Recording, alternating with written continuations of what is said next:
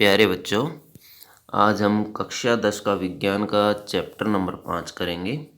Chapter 5 है बच्चों तत्वों का आवर्त वर्गीकरण। आज हम इसका सॉल्यूशन करने वाले हैं। क्वेश्चन नंबर 1 देखिए, क्या डोबेराइनर के तरीके न्यूलैंड्स के अष्टक के स्तंभ में भी पाए जाते हैं? तुलना करके पता कीजिए। न्यूलैंड्स के अष्टक के स्तंभ में डोबेराइनर का एक ही तरीके मिलता है बच्चों, lithium sodium potassium. Question number 2, Dobereiner के वर्गीकरण की क्या सीमाएं हैं? डोबेराइनर उस समय के ज्ञात तत्वों में केवल 3 तरीक ही ज्ञात कर सके थे, इसलिए तरीक में वर्गीकृत करने की यह पद्धति सफल नहीं रही। क्वेश्चन नंबर 3, न्यूलैंड्स के अष्टक सिद्धांत की क्या सीमाएं हैं? न्यूलैंड्स के अष्टक के सिद्धांत की निम्नलिखित सीमाएं हैं बच्चों। पहली है, अष्टक का सिद्धांत केवल कैल्शियम तक लागू होता था, उसके बाद वाले तत्वों पर नहीं। दूसरी सीमा थी, न्यूलैंड्स ने कल्पना की कि प्रकृति में केवल 56 तत्व ही हैं, बाद में नए तत्व पाए गए जिनके गुणधर्म अष्टक सिद्धांत से मेल नहीं खाते थे। न्यूलैंड्स के अष्टक सिद्धांत केवल हल्के तत्वों के लिए ही ठीक लागू हो पाया। नोबेल गैसों की खोज के बाद अष्टक का सिद्धांत अप्रासंगिक हो गया था बच्चों। उसके बाद देखिए पाठ्य पुस्तक का क्वेश्चन नंबर 1, मेंडलीफ की आवर्त सारणी का उपयोग कर निम्नलिखित तत्वों के ऑक्साइड के सूत्र का अनुमान कीजिए। पोटेशियम, उसके बाद है कार्बन, एल्यूमिनियम, सिलिकॉन और बेरियम। तो बच्चों पोटेशियम के लिए K2O, CO2, Al2O, SiO2 और बेरियम के लिए BaO। क्वेश्चन नंबर 2, गैलियम के अतिरिक्त अब तक कौन कौन से तत्वों का पता चला जिसके लिए मेंडलीफ ने अपनी आवर्त सारणी में खाली स्थान छोड़ दिया था? 2 उदाहरण दीजिए, स्कैंडियम और जर्मेनियम। क्वेश्चन नंबर 3 है, मेंडलीफ ने अपनी आवर्त सारणी तैयार करने के लिए कौन सा मापदंड अपनाया? मेंडलीफ की आवर्त सारणी का सिद्धांत था तत्वों के गुणधर्म उनके परमाणु द्रव्यमान का आवर्त फलन होते हैं। मेंडलीफ ने आवर्त सारणी में परमाणुओं को उनके गुणधर्म के आधार पर व्यवस्थित किया। क्वेश्चन नंबर 4 जो इम्पोर्टेंट क्वेश्चन है बच्चों, आपके अनुसार उत्कृष्ट गैसों को अलग समूह में क्यों रखा गया? उत्कृष्ट गैसें अक्रिय तत्व हैं, उनके गुण अन्य सभी तत्वों से अलग है, इसलिए उत्कृष्ट गैसों को अलग समूह में रखा गया। उसके बाद देखिए बच्चों, आधुनिक आवर्त सारणी द्वारा किस प्रकार से मेंडलीफ की आवर्त सारणी की विविध विसंगतियों को दूर किया गया? आधुनिक आवर्त सारणी में परमाणु संख्या को आधार बनाया गया, तत्वों को उनकी परमाणु संख्या के आरोही क्रम में व्यवस्थित किया गया, और परमाणु संख्या से हमें परमाणु के नाभिक में स्थित प्रोटॉनों की संख्या का पता चलता है। क्वेश्चन नंबर 2, मैग्नीशियम की तरह रासायनिक अभिक्रियाशीलता दिखाने वाले 2 तत्वों के नाम लिखिए। आपके चयन का क्या आधार है? मैग्नीशियम की तरह रासायनिक अभिक्रियाशीलता दर्शाने वाले 2 तत्वों के नाम कैल्शियम और बेरिलियम हैं। इन तत्वों की संयोजकता 2 है, इसलिए इनकी रासायनिक अभिक्रिया समान होगी। उसके बाद बच्चों क्वेश्चन नंबर 3, निम्नलिखित तत्वों के नाम बताइए। 3 तत्वों जिनके सबसे बाहरी कोश में 1 इलेक्ट्रॉन उपस्थित होता है, तो लिथियम, सोडियम और पोटेशियम। 2 तत्वों जिनके बाहरी कोश में 2 इलेक्ट्रॉन उपस्थित होते हैं, मैग्नीशियम और कैल्शियम। 3 तत्वों जिनके बाहरी कोश पूर्ण रूप से भरे होते हैं, नियोन, आर्गन और क्रिप्टॉन। लिथियम, सोडियम, पोटेशियम ये सभी धातुएं जल से विक्रिया कर हाइड्रोजन गैस मुक्त करती हैं। क्या इन तत्वों के परमाणुओं में कोई समानता है? उसके बाद देखिए दूसरा क्वेश्चन है इसी का, हीलियम एक अक्रिय गैस है जबकि नियोन की अक्रियशीलता अत्यंत कम है। इनके परमाणुओं में कोई समानता है? पार्ट ए का सॉल्यूशन देखिए, इन सभी तत्वों के बाहरी कोश में 1 इलेक्ट्रॉन होता है। और पार्ट बी, हीलियम और नियोन दोनों के बाहरी कोश पूर्ण रूप से भरे हुए हैं। क्वेश्चन नंबर 5, आधुनिक आवर्त सारणी में पहले 10 तत्वों में कौन सी धातुएं हैं? लिथियम और बेरिलियम 2 धातुएं हैं। क्वेश्चन नंबर 6, आवर्त सारणी में इनके स्थान के आधार पर इनमें से किस तत्व में सबसे अधिक धात्विक अभिलक्षण की विशेषता पाई जाती है। कुछ तत्व दिए गए बच्चों, जैसे गैलियम, जर्मेनियम, आर्सेनिक, सेलेनियम और बेरिलियम। तो बेरिलियम इसका आंसर आएगा, ये सबसे ज़्यादा धात्विक है।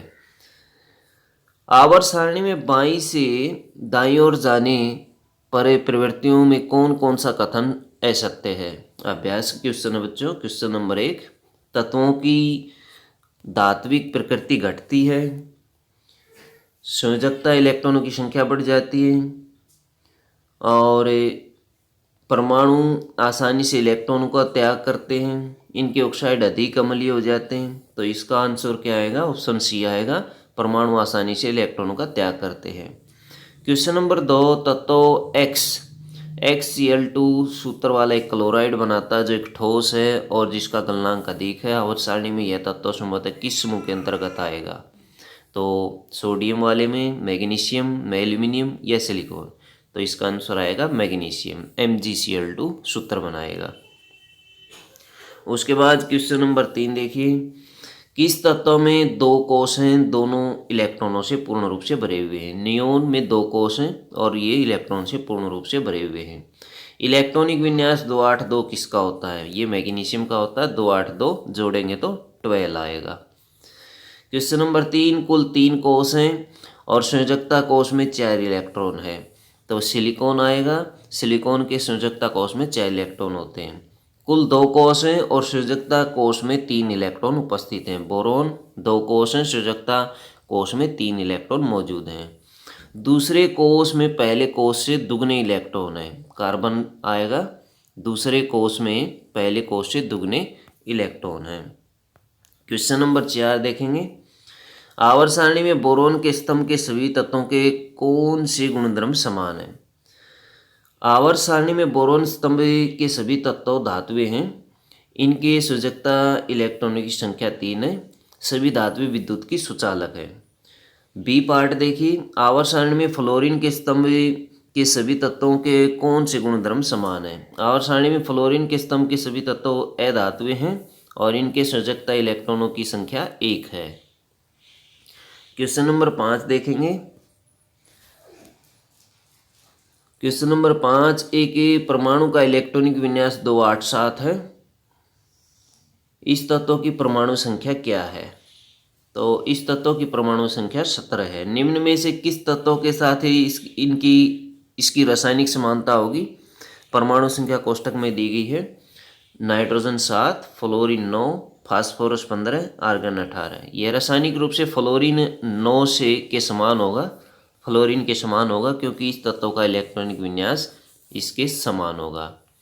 क्वेश्चन नंबर 6, आवर्त सारणी में 3 तत्व ABC की स्थिति निम्न प्रकार से है, समूह 16 और समूह 17। देखिए, तो ये देखिए, ये स्थिति दी गई है।